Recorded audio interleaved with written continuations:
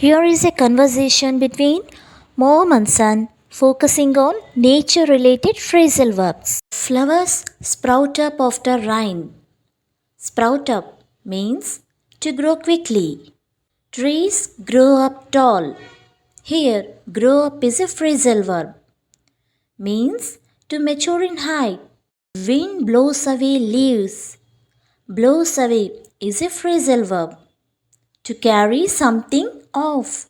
Storm blows down branch. Blows down is a phrasal verb, meaning cause it to fall. Apple falls down from a tree.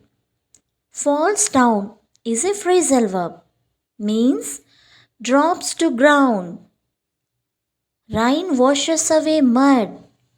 Washes away is a phrasal verb, means clean it off. Leaves break down into soil. Break down is a phrasal verb, meaning to decompose. Puddles dry up in sun. Dry up is a phrasal verb, means completely dry. Stars light up the sky.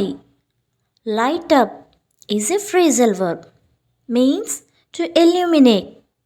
The forest cools down at night. Cools down is a phrasal verb, meaning becomes cooler. Don't cut down trees. Cut down is a phrasal verb, means chop trees.